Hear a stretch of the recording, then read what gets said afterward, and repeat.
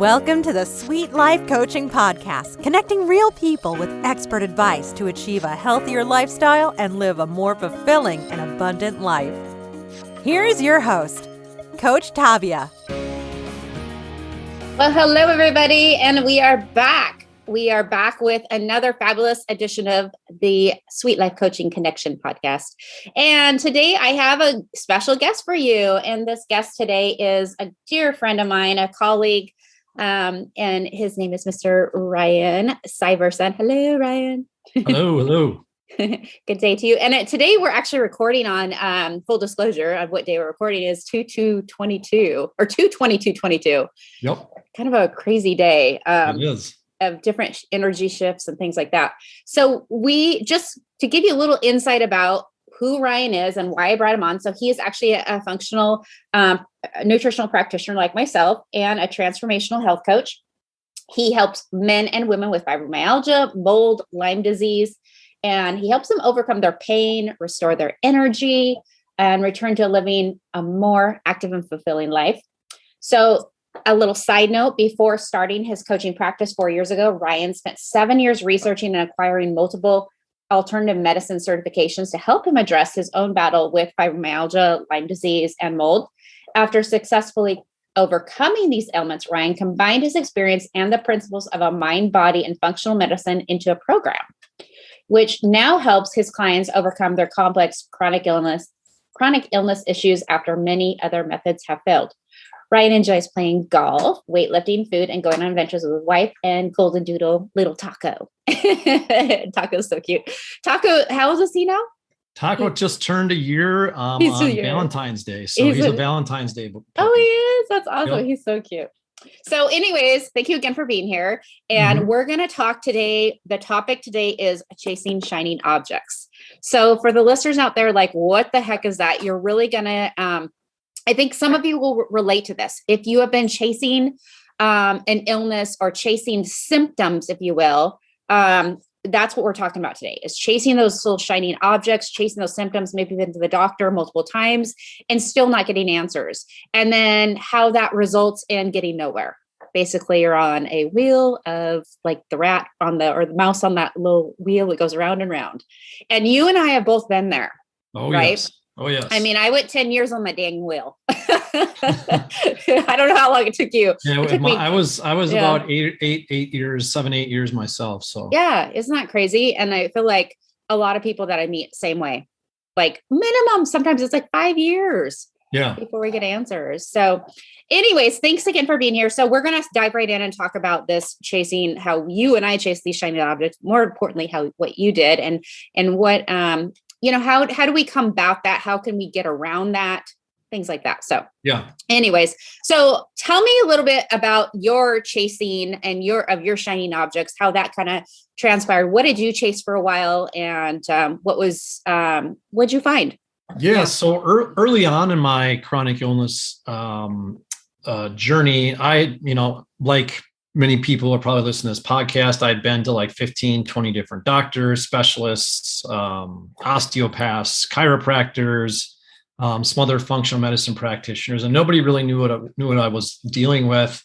Was eventually labeled with a fibromyalgia diagnosis.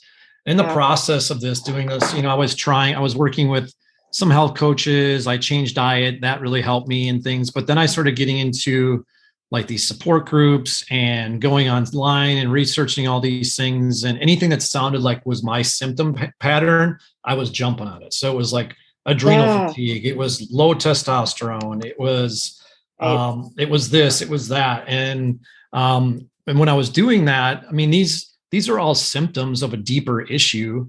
Are your health related symptoms due to adrenal fatigue? Likely not. There's a reason that your adrenals are being trashed and your body's down regulating cortisol production. So you can chase that adrenal fatigue, shiny object forever and never really get to the root cause of what you're really trying to overcome. But it more so like in the shiny object for me. So I was doing that. And then I ended up finding out I was living in a moldy home.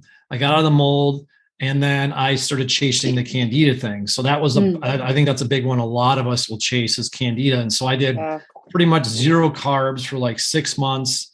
That didn't do anything for me.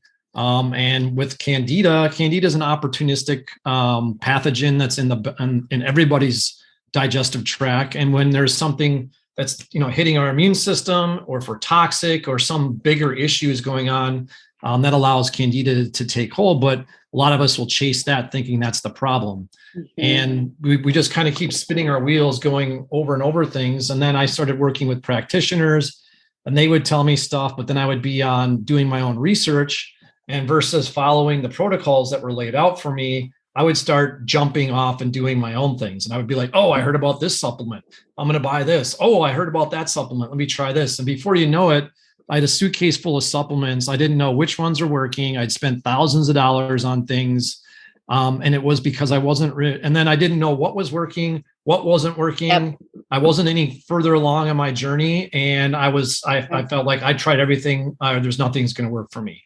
And I think that's a common pattern I see a lot with clients and stuff out there. And they just, and rightfully so, we want to get over our issues as fast as possible, but there's no silver bullet. There's no one magic potion. It's, we have to methodically do this like a scientific method, and give something like 30 to 60 days to see if it works. And then we can make changes and really, keep track of that instead of just chasing the next thing. Yeah. Well, and I want to piggyback on that. Yeah. And so I know for people that are sick and tired of being sick and tired. Yeah. I'm guilty of, you see something on TV, you're like, oh, this will cure you, or this will, get rid of your Candida. This will do this. And this will do this in 2 weeks or whatever. But like you said, there is no magic bullet, but a lot of people are just desperate, right? Yes. Where I was so sick and tired. Yep. Like 10 years, told me I had fibromyalgia, told me I had IBS, told me I had Crohn's disease, said I had possibly MS. They said I had, we even checked for cancer. Like, it's like, and then I was like, yeah, I did what you did. I was like, oh, someone or a friend would suggest like, try this, try that. And when you go down that road, and then you're like, and then you get another disappointment. So the solution that you and I are trying to discuss today is stop. Yeah. Stop this vicious chasing those shiny objects. Stop this little rat race circle that you're on, and stop and actually look for someone that can actually give you the guidance, the support, the accountability, and actually has been through it. Like you and I, you and I's stories are so similar. It's like, that's why you and I have connected so well, I feel. Because you and I did the mold too, Candida, Lyme, we both had the same, very similar, just so you know, guys, Ryan and I are very similar in that manner. And so we get it. And so we are here to tell you that you don't need to keep doing that anymore. Like, don't be like we were. And there's a lot of people out there, and you don't have to be like that. So looking to actual solutions, looking to actual remedies that have been proven to help people like you and me. Yep. Is the start of it. And I know a lot of times people come to me too, and you probably get this too. And they're like, well, the doctor says blah, blah, blah, blah, blah. Right. Yep. And so, and they trust their doctor. Sure. Right. Sure. We want to trust our doctors. Absolutely. We have great doctors out there, but they still don't get the results. Right. And then they come to us, and then we're like, okay. And we dive down a little bit deeper. So I want to talk about diving down a little bit deeper too. Sure. Yep. Because that goes into the chasing the shiny object. So we chase these things, but like you mentioned, there's mold, there's Candida, there's like the layers of the onion, right? We have to peel back. Yep. So talk a little bit about diving deep and how that makes sense and gets us out of that chasing the shiny objects. Once we dive deep, talk a little bit about that. Diving deep. So getting with somebody that really understands the process. There's like Tavia had said, there's thousands, millions of awesome doctors out there, but for a lot of times they don't have the background into these complex chronic issues. That they just quite honestly don't have the time to really get into it. It's not their specialty. And so they're doing the best that they can, and they're going to prescribe you a symptom because you want to feel better. So they're going to give you a drug or whatever that may be that might mask that symptom. But then that symptom gets suppressed, but the problem never goes away. And now a new symptom pops up before you know it, you're on another drug or something like that. So you really need to get with somebody that knows what to look for and to dig deep into that. And as Tavia said, it's an onion, and we need to peel the layers back. And based on the work that I do with myself, with clients, and what I hear from mentors is that the body will prioritize the top, like, public enemy number one, and those are generally the symptoms that you will be representing or expressing. So especially when it comes to Lyme infections, because a lot of the symptoms overlap, but there's certain specific ones that will pop up. Yeah. And so if you have a practitioner that's really tuned into what those symptoms are, maybe does some muscle testing with you to get more energetic of what's really happening in your body, then that's giving you an advantage to what you can focus on. And then you focus on that. And then, maybe 30, 60 days later, now you have some new symptoms that comes up. That means you've dealt with that layer, and now the new one is coming up and it's surfacing. So then you want to tackle that. But if you're in the process of dealing with that in that 30 to 60 days, and you hear about a new supplement for NRF2 pathways for detoxification, then you go start taking that. It's like, we have this recipe that's working to help with that, that's unique for your body. And then all of a sudden you start throwing other things into the mix that can start changing things. Yeah. And then all of a sudden it's not working. You don't know why. And Right. is it this supplement I took? Is it this? And I'm like, oh, I forgot I wasn't listening to Tavia. Tavia had me do this. And I added this in there. So if you do research, which is very common, and I highly encourage my clients and others to educate themselves, but bring it to your practitioner. Be like, hey, I heard this. Do you think this would be a good idea? And then you guys can work it out to see if it would fit into your current plan. But again, in the urgency to get out of feeling bad, we want to chase that shiny object, and we want that instant gratification. And a lot of times that's not going to happen. Right. And if we want to get if you want to go even deeper to it, then you're looking at emotions, traumas, stuck patterns. And because we're not just a physical body, we're spiritual beings, we're energetic. Right. And if we work on those mental, emotional, spiritual things, a lot of times our physical things start to go away as well. I want to jump right into that, what you said about the spiritual stuff. Yeah. So with healing, with chronic illness, it's a big part. It's a big deal. Huge. A lot of people just want to tackle the symptoms again, chase those shiny objects and get the symptoms and then get me back to work, get me into my life again, get me back. Guys, that's a trauma to your body, right? And chronic illness is a trauma. It is. I hate to say it, but it is. And a lot of people don't think of it that way, but it is. It's a trauma to your organs. Your body is this miraculous thing that God created, or whatever you believe created it, yep. Whatever your belief is. And it's our temple. And when our temple is squashed, when it's damaged, when it's sick, we need to rebuild that temple. And a lot of people don't think about that. So that's the whole another part of like what you and I do that a lot of people don't understand too, is we've lived this. We know this. I mean, we've gone through the physical and the emotional part of it. And that's what you and I do is we tackle both those sides of it and support people mentally as well, to a deeper understanding that no doctor, unless they've gone through what we've gone through, I will say that, can really understand. And then second point I wanted to point out too, you were talking about we were talking about the different layers, right? Like you, after 30 days, maybe you tackled the candida or 60 days, right? Yep. And then something else pops up or whatever.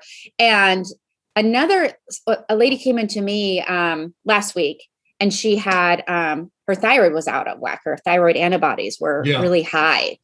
She's been tired. She's post-COVID, barely breathing. She has some other things going on too.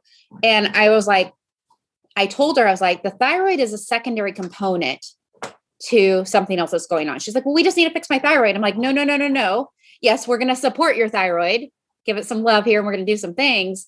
But that's what people don't understand is a lot of times these things are secondary things to other infections going on, other things going on.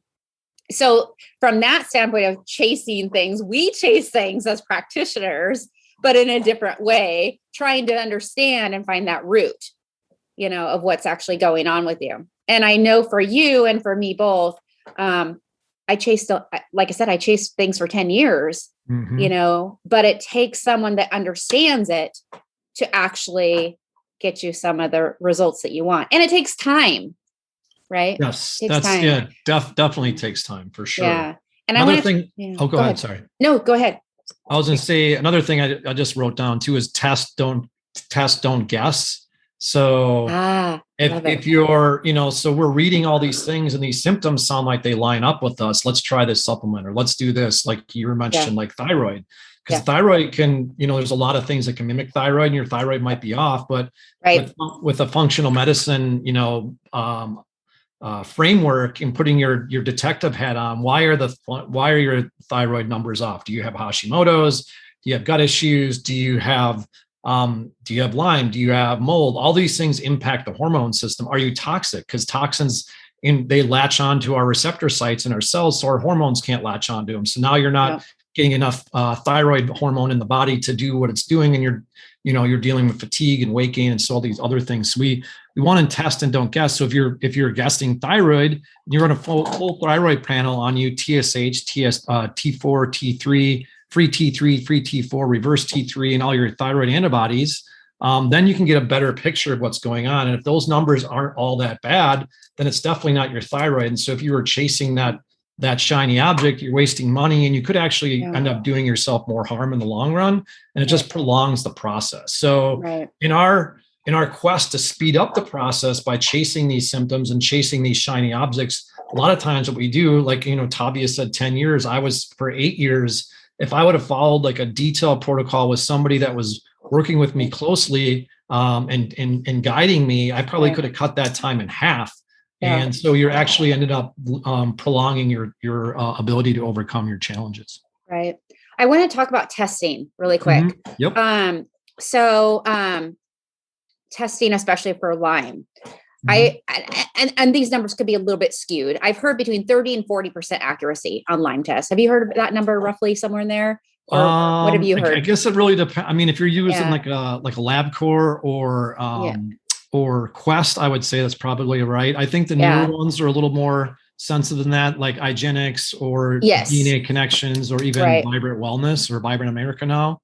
But even then, they can be, Lyme testing is notoriously false positive or false negative. Right. And I want to point that out too, because here's the other thing with testing. And I don't know about you, but when I look at lab work, I look at optimal levels, not lab generalization levels, where it's like they take the pool of the population and slap you all together, and this is the average. So that I want to point that out, because that's something different than you and I do, and a lot of people don't understand that.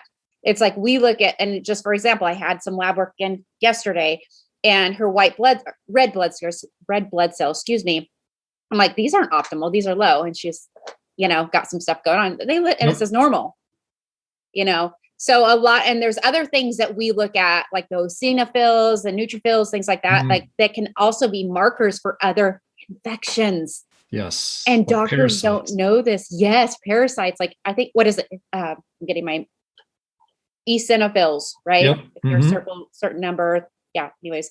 Yeah. So that is something that, with testing, you were talking about testing. I believe in testing to a point. Yes. Like, I don't want to over test, because if I have a patient come in that's like, strapped for money or whatever, I'm going to get them the maximum dollars as far as testing, find out what's going on. But on the same hand, I'd rather spend their money on getting some relief too, you know? So and I have people that come in to me and they're like, let's test this, let's test that. And I'm like, do you want relief or do you want test? Like, yes, we need to find out what's going on. Don't get me wrong. But there's a fine line there too, of spending your dollars on so much testing. Right. And I think that comes down to also what the person, where they've been, what they've done. Yeah. So just somebody that's newer to the chronic illness space, and they maybe haven't optimized their sleep, they haven't optimized their stress reduction, they haven't optimized their diet, like jumping into all the functional lab tests is not generally required at that point. If you focus on those foundational like pillars of health, you would be surprised at how much better you'll feel once you get that dialed in. And then if you're running into further problems down the road, then you can look into seeing, kind of tweaking and again, putting that Sherlock Holmes hat on and getting out the magnifying glass to dig deeper. But that is definitely great. And then just kind of to piggyback on your optimal lab levels. So the reason that like functional medicine has their own reference range of labs, is they're basing it off of a healthy population. Like Tavia said, you're taking a pool of the entire United States, and we know that over 80% of the United States is metabolically broken and they're not healthy. So if you're taking metabolically broken people and you're saying this is a reference range, yeah, it's a reference range for sick people. But if you want to be living optimally and be in the optimal zone and, have the most vibrant and full healthful life, you want to be within those functional labs that are that for your optimal levels. Yeah. I had and it just kills me. I had one of my good friends, she went to the ER. She has some pelvic pain, abdominal pain, blah, blah, blah, goes to the ER, gets her labs back. And she's like, doctors just gave me some pain pills, sent me home.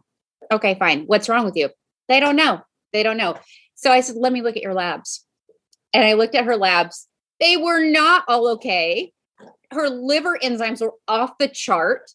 Like she had something going on with her gallbladder. Like I was like blown away. I'm like, they literally just kicked her out of the ER.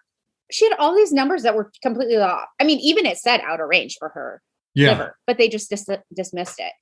And that makes me so mad. Like, how we trust the system, right? And you and I've been there, like we've trusted the system, and she's in pain. And then they just like, give her pain pills, send her home. So if you are super, super sick out there, don't go to the ER. I'm just going to say, unless you are in a car accident, heart attack, cardiac arrest, something like that. Yes. But broke a bone, but literally my point is they are not trained in the ER to tackle any of that stuff. I mean, they were just like, your number, get in, get out. Again, going back to the pool of people, right? Yeah. You're fine. Here's some meds, go on your way. But she's not fine. And I've been there too. I went to the ER so many times and you're fine, blah, blah, blah. So it's people like you and me that we're trying to get our names out there to help these people. And so you don't have to go through this, and you and I are fully trained in that, in looking at those numbers and go, aha, we do not diagnose, just so you know. Yeah. Both Ryan and I, we do not diagnose you by any means, but we can look for deficiencies. We can look for inaccuracies, maybe things that are out of whack, and kind of say, this is a thing going on. And we can kind of go down that road and see if, and start with nutrition always, right? Like you said, we always start with nutrition. What are you eating? What are you putting in your mouth? Let's calm that inflammation down, right? So starting with going back to the word, coining the phrase, chasing shining objects. If you were to chase the first object, what would that be, Ryan? That would be diet. Yep, diet. What would Sleep, be diet? Those are the two top ones right there, because most of us aren't sleeping enough, and most of us aren't eating a whole food healthy diet. No, not at all. I think, so the shiny objects we should be chasing, again, your nutrition, what you're putting in your mouth. Sleep is a big deal. Like, I just talked to someone yesterday and they're like, no, I'm not getting sleep. I have insomnia. And I'm like, okay, what's going on here? Then me, miss get my inspector gadget on. And I'm like, I want to inspect. Why are you not sleeping? There's always a reason why you're not sleeping. Yep. Right. What would be like, what would be like a number one reason, or what would be something that you would think of when someone tells you you're not sleeping? What kind of road do you go down?